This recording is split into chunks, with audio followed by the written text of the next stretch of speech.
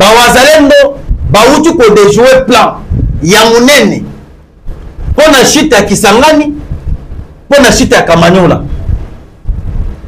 Ndenge nini bawazalendo bauti ko déjouer plan ya munene bande ko balani.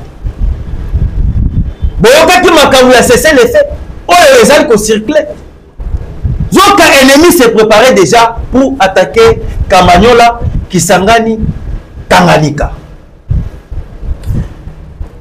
Bonjour na ba union surtout bazui libaku malamu ya kolanda biso. Je pense que le autre comme quelqu'un ko partager na bino 2 points à l'ordre du jour. Ya liboso to ko solola na bino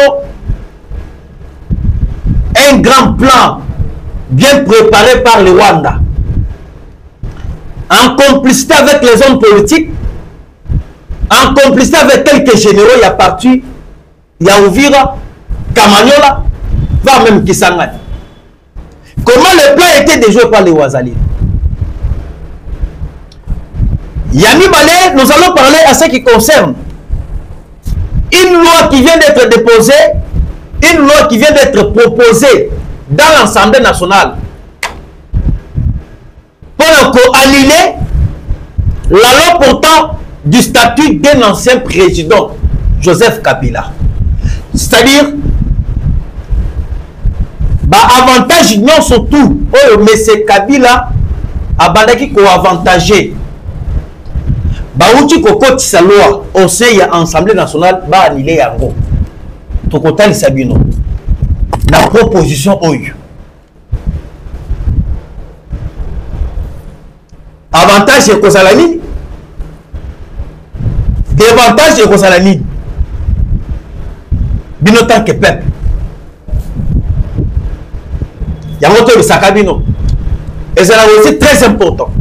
Tant que bino boko taka ebele, bozali kotia ba commentaire, bozali ko aimer pe ba émission, na préféré capé et sika ozali ko landa biso. Soki ozali na Nord Kivu, ozali na Uvira, ozali na Kalemi, ozali na Kasai, ozali na Bandundu, ozali na Kwilu, ozali na Kwango, partout, voire même Congo central. Au Komelinga kaka province yo ozali. Pour que naye bakeno Kambale azali ko komelanga ya salaka na Ituri. Ndeko na ngai dédonné. Donatien. Akomelanga ngai azalaka na Katanga. C'est une bonne chose. Alors, je pense que tozali kokota na mozindo basolo, ya biso ya mukolo ya lelo, ya ngo tozali ko sabino. Le Wazalendo vient de déjouer un plan par les M23. Na minute oyo boyokaki bazali kolobela makambo ya cesser les faits. Ba Wazalendo ba attaquer te ba M23. Et pourquoi bango bakei si vite? Ya koyebisa ba Wazalendo ba cesser les faits. Parce que na minute oyo na alire oyo ba wazatata babandaki koyena yango bolingaki boyoka na semaine oyo to récupérer Goma, to récupérer Bukavu. Alors comme ba M23 bazali na soutien ya communauté internationale, yango boyokaki bameki un peu ya koloba que non. Et comment est-ce que le gouvernement congolais azali ko obtempérer te makambo ya négociation ya Doha? Batu babengaki le président Félix. Nous avons le Qatar, nous avons le Qatar, l'Angleterre, France, bota la degré. Et lorsque biso tozali ko le makambo ya résolution 2773, bango bazali koyebisa Wazalendo que non, le président Tshisekedi a instruit ba Wazalendo batika ko attaquer ba M23. Tous est là pour parler ya Doha. Boyoka qui peut déclaration ya Willy Michik. Willy Michik oyo azalaki ancien député ya Kabila ya régime Akala. Oh, abima na télévision loba que ce qui Tshisekedi le père azongi na Belgique awa na Congo bakata ye loboko. Effectivement papa Etienne Tshisekedi Mulumba kenda ko se soigner na Belgique azonga te mobimba akufa. Alors on tozali na étape ya kolobana d'abord histoire wana te, mais ce qui est essentiel nazoli yonata lisabino comment est-ce que bawaza tapta ba déjouer plan ya ba ennemi.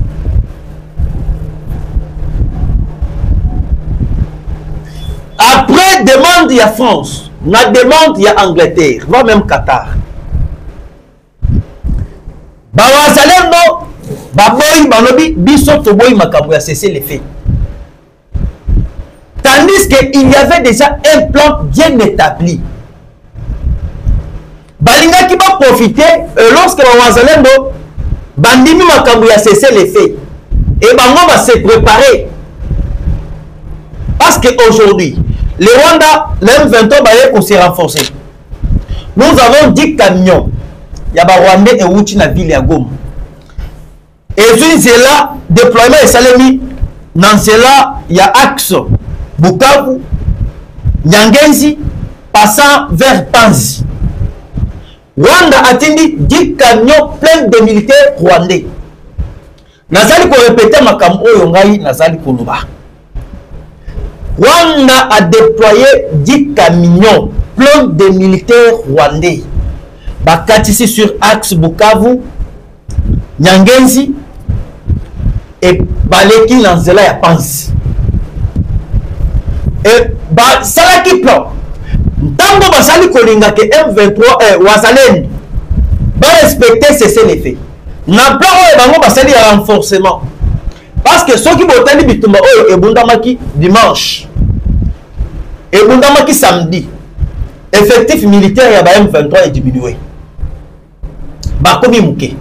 Si quoi bango ba se ravitailler plein de militaires avec un souci à que baya ko attaquer Kamanyola, ba attaquer Uvira, baya ko kwaisa oyo to bengi Kisangani et bazwa nzela ya Tanganyika, bazwa nzela ya Katanga.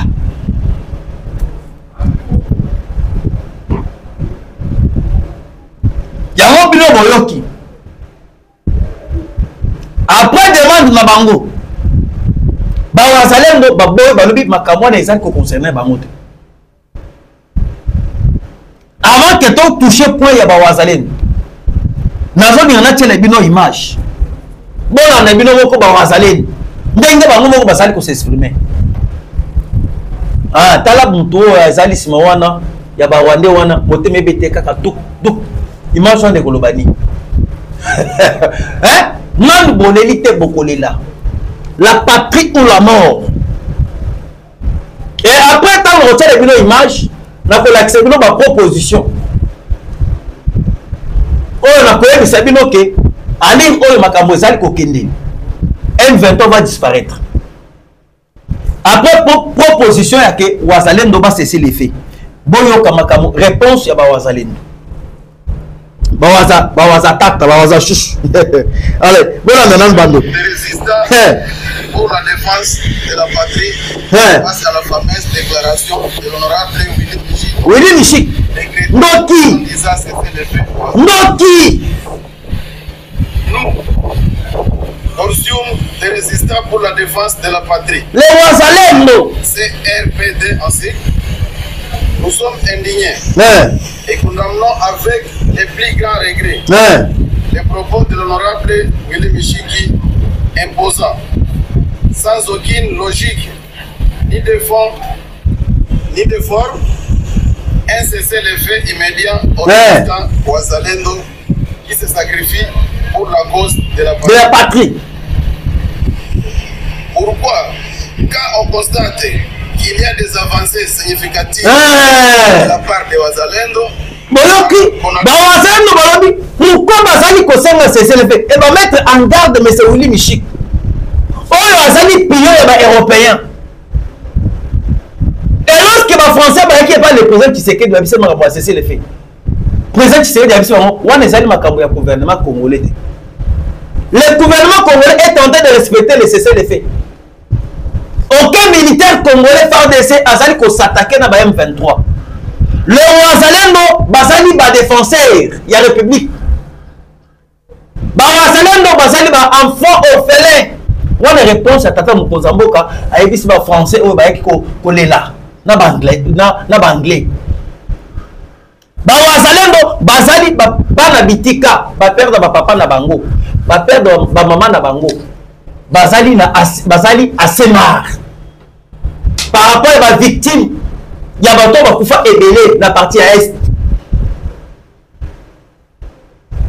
ndeko yoki sikoyo bawazalendo balobi makambo ya cessez le feu etali biso te bamoni ke tozali koyena toye en force tobotoni balokalité ebele mais bazolinga maintenant baprofite na makambo ya cessez le feu et lorsque tokondima cessez le feu bango baye baprofite ndenge bamesana toujours koprofite tokontinue na makambo ya bawazalendo. Tout est un cessez le feu. N'est-il pas une manœuvre d'octroyer un moment à l'agresseur de se consolider? N'est-ce pas respecter les cessez-le-feu? C'est d'une manière de faire que l'ennemi puisse prendre le temps de s'organiser, de venir nous contredire et nous récupérer d'autres territoires que nous avons occupés. Bawazatata. Boyoki, comment est-ce que Makamozali koleka? Nana zali ko sepela bometa bango bona na makambo ya cessez le feu te et moi que to père de Minova bona makambo eteli cessez le feu to père de Minagoma bona makambo ya cessez le feu et le même comprendre que wazalendo monter en puissance ba comment y a na makambo ya cessez le feu pas question ya cessez le feu. Faut continuer.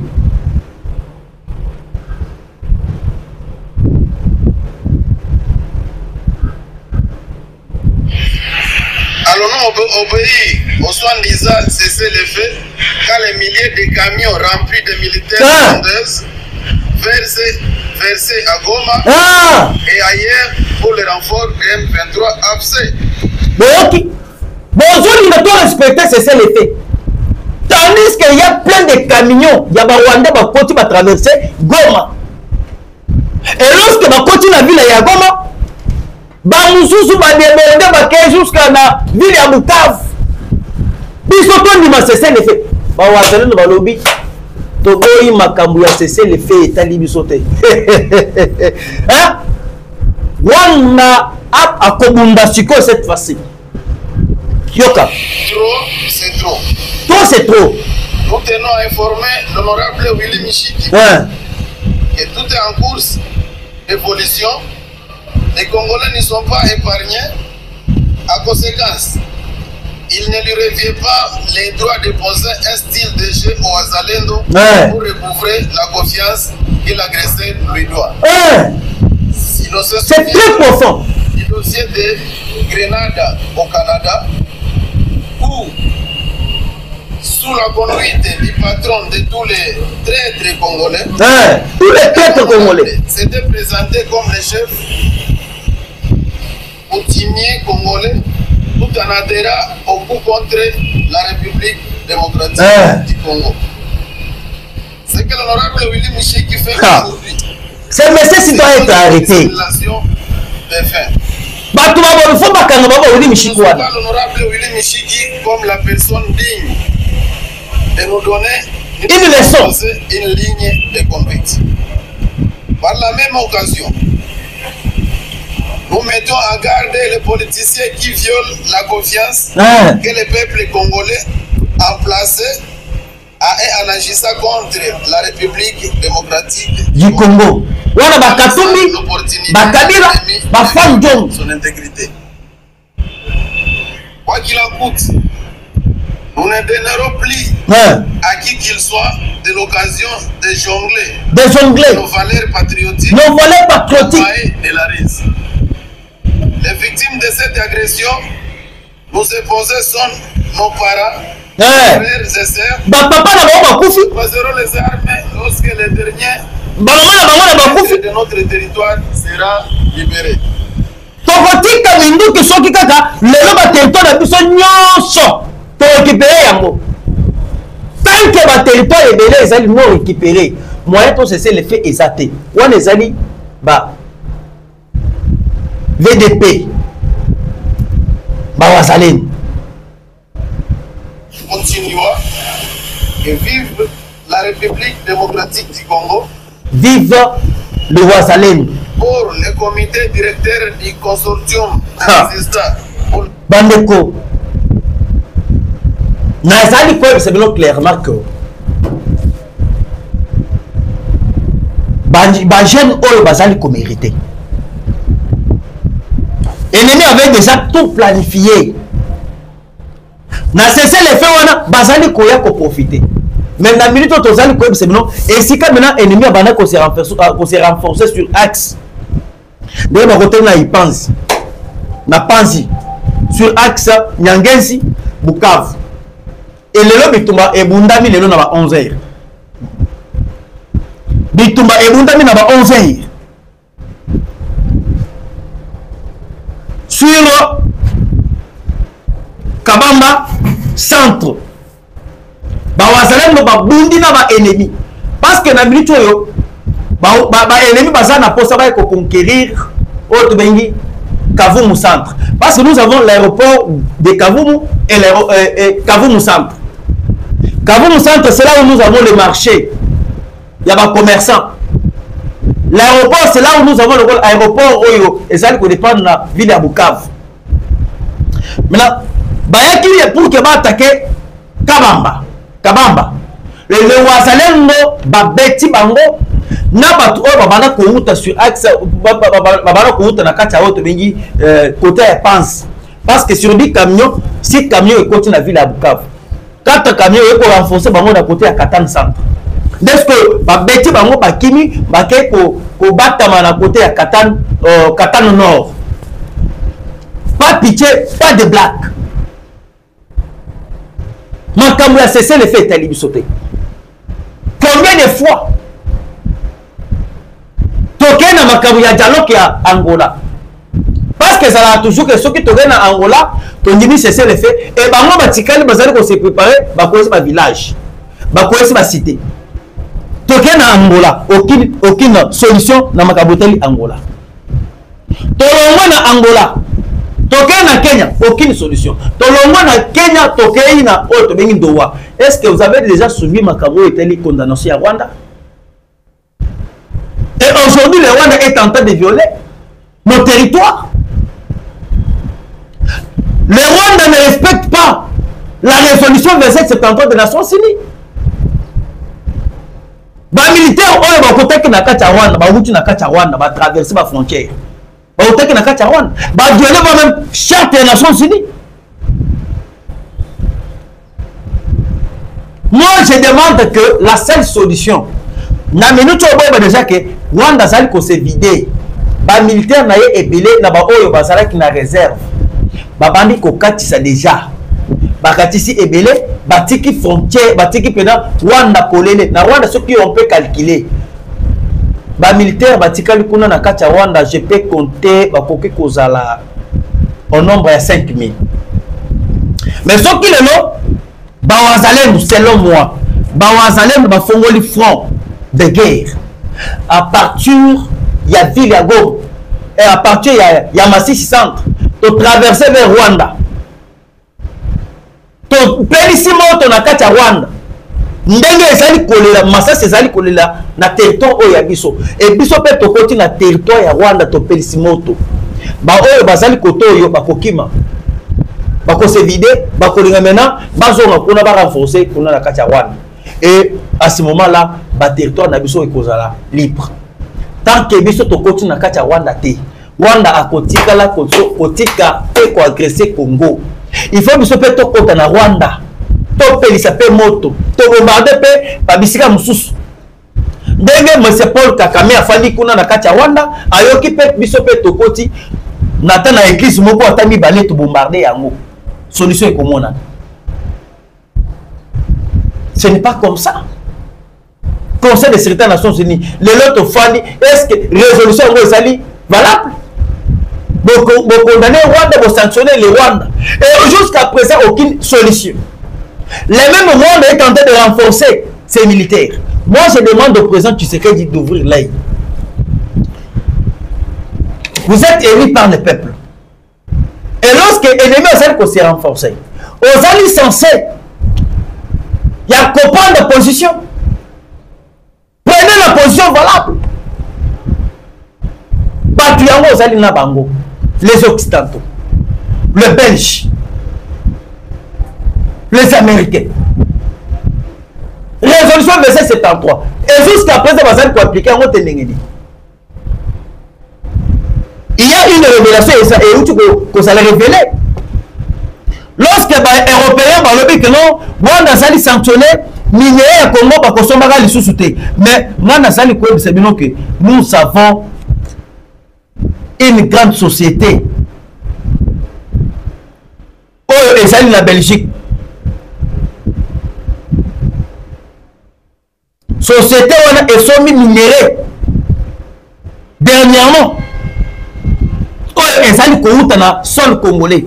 Tandis que l'Union européenne a fait ça que Bakoki consomme minerais et ça, on a parti au Yebitumba, ils ont nous avons la société.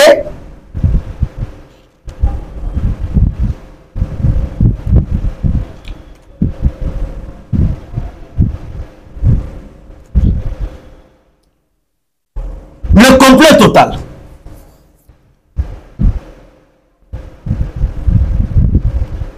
La société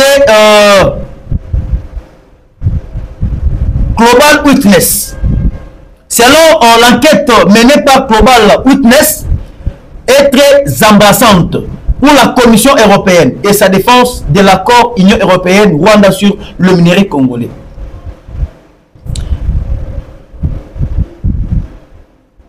Attendez. Ok, je suis là.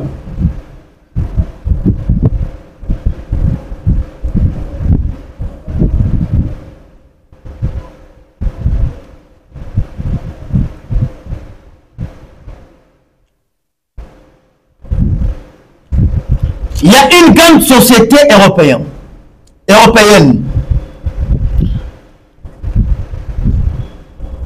Et somme minéraux. Na Congo, on appelle cette société, s'appelle l'Exambo. Je pense que Basobi Minéré qui est Exambo.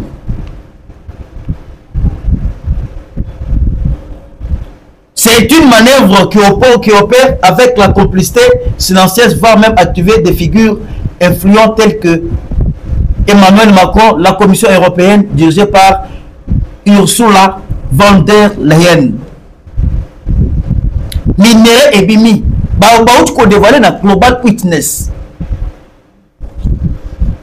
Minerai, ça complètement frauduleusement. On va exploiter et que kuna. Mais tandis que l'Union européenne a lobby que ma caméra minerai Congo va consommer un peu de soucis. Mais minerai, ça complètement. N'a ça consommer un peu de société. Nous ne pouvons pas céder notre terre. Je demande au président Félix Tshisekedi. Ma caméra négociation est solo lango trop. De l'homme na kati ya Angola aucune solution. Et le mec tomoni président ya Angola, ayami président ya Togo. Ayami président ya Togo na kati ya mboka na ye pour que tous la makambo ya négociation. Négociation ezate to yebisa ki bino ke Rwanda akolinga te alongola lokolo na ye na Congo. Tant que toke na bitumba te. La seule solution, c'est de faire la guerre contre les Rwandais. Et lorsqu'on va faire la guerre contre les Rwandais va commencer à nous respecter. Alors, parlons maintenant sur la loi portant statut d'un ancien président de la République. Dans la minute où tu que moi, Namboka et les gens Tamboa, tu peux déposer, à proposer une loi. C'est-à-dire à déposer déjà. Na kati Assemblée nationale. Et là, ils allaient censés revoir statut ancien président de la République. Et bon, ça n'a été. Lorsque on la pénance, loi Oya Kabila, Kabila comme le a Elilinga Pam. Là où on senga Kabila bakangaye bakokangaye. Vous voyez que na minute où Kabila a un dossier très grave qui a été soupçonné dans 2000. il a été soupçonné en 2009 par le département américain. Parce qu'Azala a bandaki pour soutenir Hezbollah. Selon l'administration américaine, par Kizaki Kabila, parce que Azala qui disait par Mike Pompeo, par Kizaki Kabila comme Azali partenaire d'Afrique, où Azali soutenir Hezbollah, qui ne peut attaquer les États-Unis d'Amérique. Et jusqu'à présent, Kabila Azala qui a quelques coupes à battre. Où il y a une liste, il y a des sanctions, il y a des Américains. Maintenant, avec cette allure, ce qui va l'envoyer, mais c'est Kabila il militait naïe. Oui, parce que Kabila a comme le rôle Elilingi à Pam. Là où les États-Unis vont lancer un mandat d'arrêt contre Joseph Kabila, Kabila sera aux arrêts. Et à part ça, moi je pense que honorable Eliezer Tambwe n'est pas seul. Les députés Bazali et Belé. Presque 500 députés qui sont à l'Assemblée nationale. Dans les 500 députés, est-ce que les Eliezer Tambwe c'est la proposer là où il y a Sénat. On a besoin de véritables honorables. Bateau Bazali pour servir la nation. Bateau Bazali pour apporter le peuple implice. Le peuple a voté, il a passé un mandat à 5 ans. Il en retour au PCP, peuple ndengeni. Nous avons beaucoup de lois que les députés vont revoir. Ils vont prendre avantage à peuple. La loi, il y a tous les anciens premiers ministres. Il ne faut pas revoir. Parce que ceux qui vont dire tous les anciens chefs d'état-major généraux et armés, Obandela et pas Kobanan d'abord pas James Kabarebe. Kabarebe Bazali Kofuta parce que c'est constitutionnel. Maintenant il faut maintenant revoir Bamibe Kunyon Swana. Mais Bato Bazali censé aider le peuple. Aider le président Tshisekedi. Ezali ba député bozali ko mona ba fandi na ba fest na bango na kati Assemblée nationale ba ni bien cravate wana. Bango na bazali censé ngana bisaki biloko bo voter nga. Na année ezali ko na 2028 na ko voter ba mibeko oyo ezali pour avantage à peuple na ko proposer ba mibeko epelé pour avantage à peuple na ko bimisa ba secret awate na ko bimisa yango mukolo oyo bokomona ke na ko s'annoncer que na postuler comme député à l'Assemblée nationale. Nous sommes les députés ezali ko voter mibeko na ezali ko actuellement. Nous avons d'abord les anciens chefs d'état-major généraux et armés bazali ko futa à cause de Mibeko Oyo. Tous les anciens premiers ministres, Kobanda et pas Lunda Boulou et tout comme ça, Bazali n'a pas avantage, Bazali ko bénéficier. Par Ilon Kamba, Bazali ko Sabambo jusqu'à présent, tant que ancien premier ministre, il faut tout revoir Babiloko Oyo. Mbongo Oyo Bazali ko futa bango tous les anciens chefs d'état-major généraux et armés, tous les anciens premiers ministres, Bakoki ko surata peuple Bazali tellement kilomètres dans Zela. OK? Et à part ça, nous avons tous les anciens présidents de l'Assemblée nationale. Babo Chab, Janine Mabunda,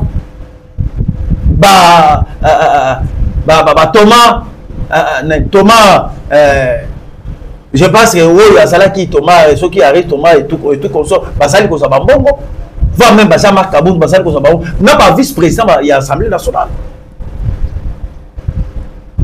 Vous regardez? Thomas Louaka, je me rappelle, Thomas Louaka Salaki, ancien président de l'Assemblée nationale. Non, ancien président de l'Assemblée nationale. Basali Koso Bambo jusqu'à présent. Mais tandis que mon salaire va député, il faut maintenant me demander que moi Namboka et les Tambwe. Avec mes pays, il y a que Balongola. Avantage non sur Kabila. Oh, il y a avantage $680,000 chaque fin du mois. Il faut pas 4 biloko nyonso wana. Makambo ke no azali sénateur à vie. Balongola yi milité. Ba avantage ebela azali ko bénéficier wana elongwa. C'est ce que le peuple fait. Peuple azali ko linga ba biloko aboyi. Mais non pas député au fandi na Assemblée nationale, tu n'apportes rien. Un droubadou, une tête vide. Au fond, depuis ma vote, bazali kala soki ba télémi qui sont pour yo télémi au le logo likolo. Balobi qui sont contre au le logo likolo. Qui s'abstiennent au logo likolo. Aux ni chaud ni froid. Ce n'est pas le lengue à député à Boitozali Kolukate na kati ya Assemblée nationale. On a besoin de têtes. nous avons besoin de bateau mais tout ezali pour réfléchir bateau bazali ko sala pour avantage ya peuple ozali député ozali na ba diplôme na ya licence ozali na ba diplôme na ba gradué ba doctorat ça ne concerne pas biso to sala pour ça avantage ya peuple to sala pour ça o sala la peuple député ceux qui ba benye que non bazali ko luka bino pas kato mikoto akimi akeko zambo wana député tandis que lorsque nous parlons des honorables, honorable c'est quelqu'un qui se respecte, c'est quelqu'un qui est honorifique. Nous avons ici pouvoir et pas un peuple pour le peuple. Le président Tshisekedi se retrouve seul. Tantôt côté il a bitumba, tantôt côté il a diplomatie. Député, chaque jour il faut que Bato n'a pas changé. Na Bato va soit disant autant que député a IDPS pour que Bato soutenir le président Tshisekedi Azali Moko. Na Bato a famille politique naïe. Va ça que soutenir le président Tshisekedi. Ba mususu ba fani wana kaka ko le ba poste. C'est inadmissible. Alors, bande ko je pense que ko le bezali mingi ebele. Je pense qu'on va continuer avec pour la prochaine fois dans l'émission Oyo Ekolanda Mkolo Lobby. Merci vraiment. Plus 243 89 335 82 51. Plus 243 89 335 82 51. Tokutana Nabino Mbalasima. Bye.